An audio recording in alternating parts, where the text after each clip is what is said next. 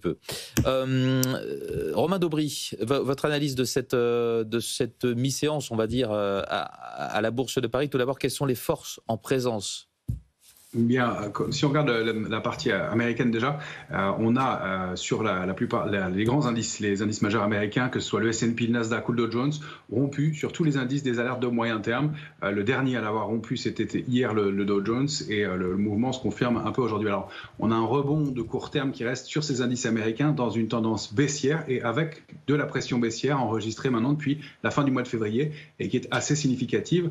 On a des mouvements de consolidation qui nous permettent de cibler des niveaux qui sont cités 3-4% encore plus bas sur ces indices. En Europe, c'est un peu différent. Le DAX flirte avec des niveaux d'alerte, mais on a enregistré sur l'Eurostoxx de la pression baissière aussi depuis quelques séances maintenant. Donc c'est un mouvement de consolidation probable qui est en place. On n'a pas rompu sur le DAX des niveaux d'alerte de court terme. En revanche, on les a rompus sur le CAC 40. Donc chaque indice a un peu des configurations différentes, mais ça reste très lourd globalement. Et ce qu'on évoquait lundi ensemble, cette possibilité de contagion de ce mouvement de baisse, qui n'est plus une consolidation maintenant, mais un mouvement de correction sur les indices américains, puisque les niveaux d'alerte ont été rompus. Je ne me fie pas aux 10% classiques, mais au niveau d'alerte rompu, 5770 sur le S&P, eh bien, était un niveau d'alerte de moyen terme. Et le fait que les indices se soient installés en dessous, ça pourrait avoir une contagion sur les indices européens. On voit que ces indices européens sont lourds. Donc on a certes rebondi de presque 2,5% sur le DAX ce matin, mais vous voyez que c'est beaucoup plus mitigé en cours de séance, et de la même chose sur l'indice parisien, qui lui est passé sous des niveaux d'alerte cette fois-ci. Du coup, quels sont les prochains seuils techniques que vous surveillez ? Alors, si on regarde du côté des indices américains, je vais vous en donner plusieurs, mais le Dow Jones, tant qu'on est sous 41 840 points, la cible c'est 38 730. Le Nasdaq a rompu 19 900 points, on peut viser une cible qui est aux alentours de 17 500 points. Si on regarde en Europe, le DAX préserve pour l'instant une zone de support majeure qui est située autour de 22 514, 22 514, 22 235 points. Ça, c'est vraiment une zone à préserver absolument. On l'a testé hier, on est entré à l'intérieur hier, on s'est arrêté dessus aujourd'hui. Attention, ça pourrait déclencher un mouvement de baisse de court terme, moins important que sur les indices américains, mais un petit peu marqué, avec des cibles de 4-5% de consolidation.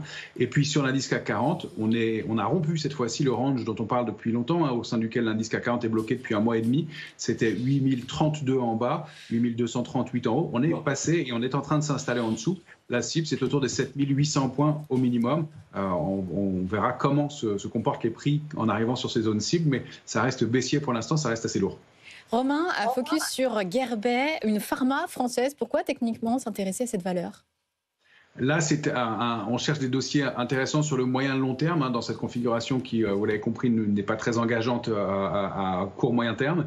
Guerbet, eh bien, c'est un titre qui reconstruit, à mon sens, graphiquement depuis plusieurs semaines maintenant, qui était dans une zone d'accumulation. Le titre avait nettement baissé jusqu'en décembre 2022. Il a réintégré un trading range 24, 35, 40, 01 depuis quelques semaines maintenant, depuis le mois de février 2024, depuis un an maintenant, pardon. Et il est bloqué dans ce niveau, mais proche de la borne basse à 24,35, le titre cote 28 en ce moment.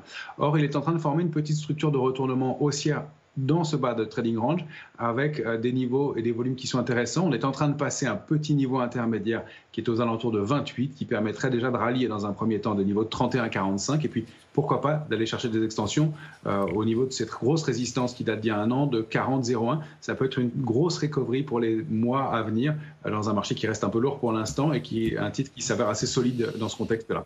Oui, Guerbet, entreprise française de l'imagerie médicale. Voilà, c'est important de préciser. Merci beaucoup Romain, vous revenez nous voir dans une heure pour refaire la séance avec nos experts, cette séance à la Bourse de Paris.